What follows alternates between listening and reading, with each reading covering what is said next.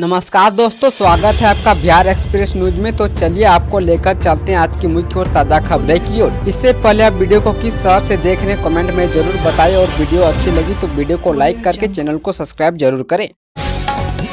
बिहार के शहर में बनेगा मल्टी लॉजिस्टिक पार्क। फतुहा अंचल के जेतिया गांव में मल्टी मॉडल लॉजिस्टिक पार्क के निर्माण के लिए जमीन अधिग्रहण की प्रक्रिया शुरू हो गई है। इसको लेकर रैयतों को मुआवजा वितरण हो रहा है। वहीं 28 रैयतों को लगभग 8 करोड़ मुआवजा दिया जा चुका है। मल्टी लॉजिस्टिक पार्क के निर्माण के लिए 105 एकड़ जमीन की जरूरत है। इसके लिए 275 पंचायत तैयार हुआ है। पंचायत में शामिल रैयतों को कुल 175 करोड़ मुआवजा देना होगा। सूत्र ने बताया कि जमीन अधिग्रहण करने के बाद उसे उद्योग विभाग को हस्तांतरित कर दिया जाएगा। मल्टी लॉजिस्टिक पार्क के निर्माण के लिए अधिकृत जमीन पूरी तरह से ग्रीन फील्ड है। इस वजह से बोरिंग, चापाकल आदि स्ट्रक्चर को लेकर रैयतों को उसका मूल्यांकन करते हुए मुआवजा दिया जा रहा है।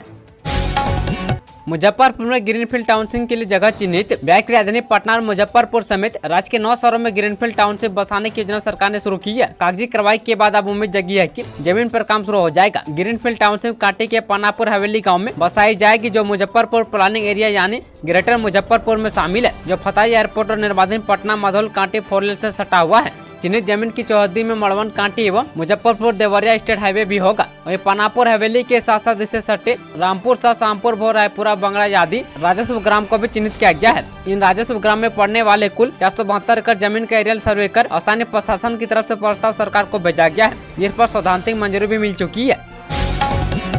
दाखिल खारिज नहीं रहने पर जमीन का क्या होगा, जाने सर्वे से जुड़े अहम नियम। बिहार में चल रहे भूमि सर्वेक्षण कार्य में तेजी लाने और किसानों को राहत देने के लिए दस्तावेज जमा करने की समय अवधि बढ़ा दी गई है। वहीं विभाग का मानना है कि दशहरा से लेकर छठ पर्व तक बड़ी संख्या में प्रदेश में रहने वाले लोग पर्व मनाने के लिए घर लौटते हैं। ऐसे में उस समय अंचल और जिला स्तर पर संरक्षण कार्यालय में कागजात जमा करने के लिए किसानों की भीड़ बढ़ जाएगी। विभाग निर्देश के अनुसार वैसी जमीन जिनका दाखिल खारिज नहीं हुआ है उन जमीनों का भी सर्वे होगा। ऐसी स्थिति में विभाग न केवल आवेदक की जमीन दस्तावेजों की जांच करेगी बल्कि विक्रेता से भी इसकी जानकारी लेगी ताकि वास्तविक स्थिति का पता चल सके। दुर्गा पूजा से पहले रेलवे कर्मचारियों को बड़ा तोहफा बोनस की मिली मंजूरी। दुर्गा पूजा से पहले रेलवे कर्मचारियों को सरकार से बड़ा तोहफा मिला है। सरकार ने उनके बोनस को मंजूरी दे दी है। गुरुवार को कैबिनेट के फैसले में इसकी मंजूरी मिली है। सरकार रेलवे कर्मचारियों को 78 दिनों का बोनस दे रही है। केंद्र के इस फैसले से 12 लाख रेलवे कर्मचारियों को फायदा होगा। केंद्रीय मंत्री अश्विनी वैष्णव ने कहा कि रेलवे के अच्छे प्रदर्शन के लिए रेलवे कर्मचारियों के लिए 2029 करोड़ रुपए के उत्पादकता से जुड़े बोनस को कैबिनेट ने मंजूरी दे दी है। इस ऐलान के बाद करीब 12 लाख रेलवे कर्मचारियों को फायदा होगा। वहीं केंद्रीय मंत्री ने कहा कि 58,642 रिक्तियों के लिए भर्ती प्रक्रिया भी जारी है। हरियाणा में फिर बीजेपी या कांग्रेस जीतेगी, चुनाव जाने कितने सटीक रहे अब तक के एग्जिट पोल। जम्मू कश्मीर और हरियाणा दोनों प्रदेशों के विधानसभा चुनाव परिणाम 8 अक्टूबर को घोषित किए जाएंगे, लेकिन लोगों के एग्जिट पोल का बेसब्री से इंतजार है। वे हरियाणा में मतदान समाप्त होने के बाद एग्जिट पोल सामने आ जाएंगे, जिससे मोटा मोटा अंदाजा लोग लगा लेंगे कि किस पार्टी पर जनता ने इस बार भरोसा जताया है। बीजेपी यहाँ हरियाणा में तीसरी बार सत्ता हासिल करना चाहती है। कांग्रेस 10 साल बाद सत्ता पर फिर से कब्जा करना चाहती है। जेपी गंगा पथ से जुड़ा अशोक राजपथ 1 घंटे की दूरी अब 10 मिनट में होगी तय। जेपी गंगा पथ अब अशोक राजपथ से भी जुड़ गया है। मुख्यमंत्री नीतीश कुमार ने गुरुवार को अशोक राजपथ के पास कार्यक्रम स्थल से जेपी गंगा पथ के कृष्णा घाट संपर्कता का फीता काटकर लोकार्पण किया। इससे अशोक राज पर लगने वाले जाम में भी कमी आएगी। वहीं गाड़ियां अब कृष्ण घाट लिंक पथ से जेपी गंगा पथ का उपयोग कर सकेंगी। साथ ही गायघाट में अप रैंक बनने से लोगों को जेपी गंगा पथ पर आवागमन में सहूलियत होगी। मुख्यमंत्री ने जेपी गंगा पथ से लौटने के क्रम में गांधी घाट पर रुककर गंगा नदी के घटते जलस्तर का जायजा लिया। इसके बाद मुख्यमंत्री ने पटना सिटी में नवनिर्मित औद्योगिक परीक्षण संस्थान के भवन का उद्घाटन किया। बीपीएससी 17वीं भर्ती के आवेदन को लेकर ओटीआर से जुड़ा अहम नोटिस जारी। बीपीएससी 17वीं भर्ती के आवेदन प्रक्रिया के बीच बिहार लोक सेवा आयोग ने ओटीआर को लेकर एक नोटिस जारी किया है। आयोग ने कहा कि आवेदन के लिए 69वीं परीक्षा और 17वीं परीक्षा के लिए ऑन टाइम रजिस्ट्रेशन से मिले यूजर नेम और पासवर्ड का भी इस्तेमाल करे। जिन्होंने 69वीं और 17वीं की सीसीए के लिए ऑनलाइन आवेदन को लेकर ओटीआर नहीं किया है, वो ऑनलाइन पोर्टल पर उपलब्ध ओटीआर लिंक से रजिस्ट्रेशन कर सकते हैं। नोटिस में आगे कहा गया कि वैसे अभ्यर्थी जिन्होंने पूर्व में ओटीआर से निबंधन कर लिया है और यूजर नेम एवं पासवर्ड भूल गए हैं, वे ऑनलाइन पोर्टल पर उपलब्ध forget user name and password link के जरिए रजिस्टर्ड मोबाइल नंबर पर यूजर नेम पासवर्ड प्राप्त कर सकते हैं।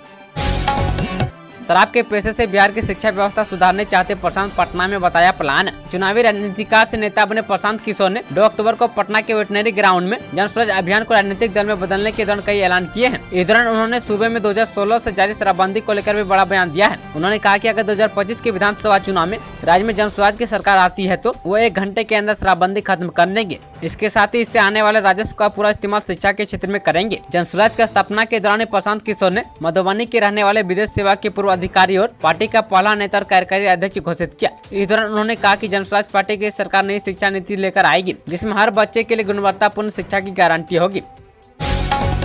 सारण में बनेगा 5 मंजिला नया प्रशासनिक भवन, मिली मंजूरी। सारण समाहरणालय परिसर में एक नया प्रशासनिक भवन निर्माण के लिए बिहार सरकार के मंत्रिमंडल ने मंजूरी दे दी है। इस परियोजना के लिए 44,37,74,000 रुपये का तकनीकी अनुमोदित प्रकलन स्वीकृत किया गया है। सारण जिले में प्रशासनिक कार्यों को सुव्यवस्थित करने और सेवा सुविधाओं को बेहतर बनाने के लिए नए भवन का निर्माण आवश्यक था। वर्तमान में समाहरणालय में जगह की कमी और बढ़ती कार्यभार के चलते प्रशासनिक कार्य में बाधाएं उत्पन्न हो रही थी। वहीं नए भवन के निर्माण से समस्या का समाधान होगा।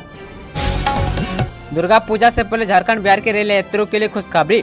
दुर्गा पूजा से पहले झारखंड और बिहार के रेल यात्रियों के लिए भारतीय रेलवे ने बड़ी खुशखबरी दी है। भारतीय रेलवे की इस फैसले से हजारों यात्रियों को ट्रेन में होने वाली भीड़ से निजात मिल जाएगी। भारतीय रेलवे की इस घोषणा से ओडिशा के राउर, उत्तर प्रदेश के बनारसी जाने वालों को भी भीड़ से राहत मिलेगी। इतना ही नहीं, रांची से गोड्डा जाने वाले रेल यात्रियों को भी फायदा होने वाला है। वही रांची से आरा, गोड्डा, बनारसी को जाने वाली ट्रेनों में रेलवे ने भीड़ को देखते हुए अतिरिक्त कोच लगाने का फैसला किया है।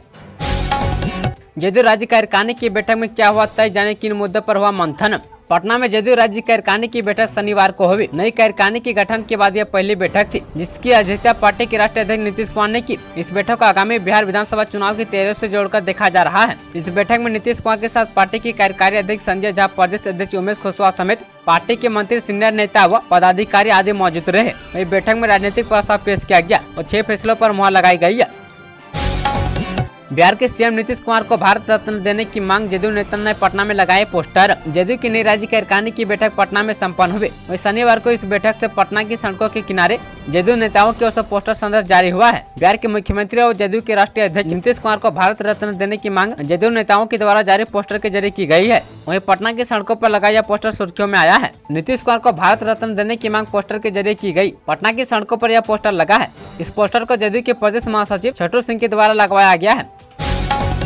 पटना, गया, मुजफ्फरपुर और दरभंगा रोड पर चलेंगी वंदे भारत और अमृत भारत ट्रेन। दिवाली और छठ के मौके पर बिहार आने वाली ट्रेनों में भयंकर भीड़ रहती है। जान जोखिम में डालकर लोग अपनों से मिलने आते हैं। इसी कड़ी में रेलवे ने दिवाली और छठ पूजा के बिहार आने वाले लोगों को खुशखबरी दी है। वहीं पर्व के मौके पर रेलवे ने वंदे भारत और अमृत भारत ट्रेन चलाने का फैसला किया है। यह ट्रेन दिल्ली से बिहार के 4 जिलों में जाएंगी। इससे लोगों को त्योहारों के समय घर पहुँचने में आसानी होगी। बिहार के 4.39 लाख बाढ़ पीड़ितों को 307 करोड़ की मदद। मुख्यमंत्री नीतीश कुमार ने शुक्रवार शाम राज्य के 13 जिलों के 4.39 लाख बाढ़ पीड़ित परिवारों को 7,000 रुपए की अनुग्रह सहायता राशि प्रदान की। डीबीटी के माध्यम से पीड़ितों के बैंक खाते में राशि का भुगतान किया गया। मुख्यमंत्री आवास स्थित संकल्प में आयोजित कार्यक्रम में मुख्यमंत्री ने इन परिवारों के बीच करीब 307 करोड़ रुपए का वितरण किया। इस अवसर पर मुख्यमंत्री ने कहा कि प्रथम चरण की बाढ़ से प्रभावित परिवारों के खाते में आज 7,000 रुपए की अनुग्रह राशि का हस्तांतरित की गई है। उन्होंने अधिकारियों को द्वितीय चरण के बाढ़ से प्रभावित परिवारों को दुर्गा पूजा के पूर्व उनके खाते में राशि आवश्यक हस्तांतरित करने का निर्देश दिया है। जनसुराज के अध्यक्ष बनते मनोज भारती ने कर दिया बड़ा दावा। जनसुराज पार्टी के कार्यकारी अध्यक्ष मनोज भारती का दावा है कि उनकी पार्टी जो भी वादे कर रही है उसे पूरा भी करने का दम रखती है। बिहार और यहाँ के लोगों की आवश्यकता को समझते हुए जनसुराज अपना एजेंडा तैयार कर रही है और उस एजेंडा का पूरा करने का ब्लूप्रिंट भी तैयार कर रही है। मुजफ्फरपुर में बस ड्राइवर की हार्ट अटैक से मौत। किशनगंज से पटना जा रही एक यात्री बस के चालक को अचानक दिल का दौरा पड़ गया। इससे चालक की मौत ड्राइविंग सीट पर ही हो गई। दम तोड़ने से पहले चालक ने दर्द के बीच पहले बस और यात्री को बचाया और फिर स्टीयरिंग पर ही दम तोड़ दिया। मृतक चालक की पहचान पटना जिले के मीठापुर थाना के मीठापुर निवासी मुन्ना नेपाली के रूप में हुई है। सफर के दौरान हुई दर्दनाक हादसे ने बस में बैठे सभी यात्रियों को भी झकझोर कर रख दिया। वही घटना की सूचना मिलने पर पुलिस मौके पर पहुंची और मामले की जाँच में जुटी है। वही सबको पोस्टमार्टम के लिए भेजा गया। बिग बॉस 18 का हिस्सा बनेंगे अनिरुद्धाचार्य। बिग बॉस 18 बस कुछ ही घंटों में शुरू होने वाला है। होस्ट सलमान खान और बिग बॉस की फैन आर्मी इसका बेसब्री से इंतजार में बैठे हुए हैं। आज 6 अक्टूबर की शाम से बिग बॉस 18 का आयोजन हो जाएगा। बिग बॉस में शामिल होने वाले कंटेंट्स की प्रोमो भी शुरू हो गया है। हालांकि इसमें कंटेंट्स का लुक आवाज तो सुनाई दे रही है, लेकिन चेहरा छिपाया गया है। इस बीच एक वीडियो सोशल मीडिया पर काफी तेजी से वायरल हो रहा है, जिसमें अनिरुद्धाचार्य नजर आ रहे हैं। दानापुर में कारोबारी की गोली मारकर हत्या। दुकान से लौटने के दौरान बदमाशों ने बनाया निशाना। दानापुर नगर के आसपास के इलाकों के अपराधियों के हौसले बुलंद है। वहीं बेखौफ अपराधी आए दिन आपराधिक घटनाओं को अंजाम देकर आराम से फरार हो जा रहे हैं। बीती देर रात थाना क्षेत्र के आरपीएस मोड़ पेट्रोल पंप के समीप 2 बाइक सवार अपराधियों ने एक बाइक सवार मोबाइल दुकानदार की गोली मारकर हत्या कर दी। घटना को अंजाम देने के बाद बदमाश आराम से पिस्तौल लहराते हुए फरार हो गए। मृतक की पहचान विक्रम थाना क्षेत्र निवासी कमल किशोर उर्फ कारू सिंह के 24 वर्षीय पुत्र करण कुमार के रूप में हुई है। दुर्गा पूजा को लेकर पुलिस अलर्ट। 1.35 लाख असामाजिक तत्वों की पहचान। दुर्गा पूजा में लोग शांति भंग करने की आशंका को देखते हुए बिहार पुलिस ने राज्य भर में 1.35 लाख से अधिक असामाजिक तत्वों को चिन्हित किया है। बिहार पुलिस मुख्यालय ने बताया कि दशहरा मेला के दौरान पूरे राज्य में 10,000 से ज्यादा अतिरिक्त पुलिस कर्मियों को तैनात किया जाएगा। इनमें लगभग 22 सिर्फ पटना जिले में तैनात होंगे। वहीं विभिन्न जिलों में 31 DSP, 450 सब इंस्पेक्टर और 12 कंपनी दंगा निरोधी दस्ता को विशेष रूप से लगाया गया है।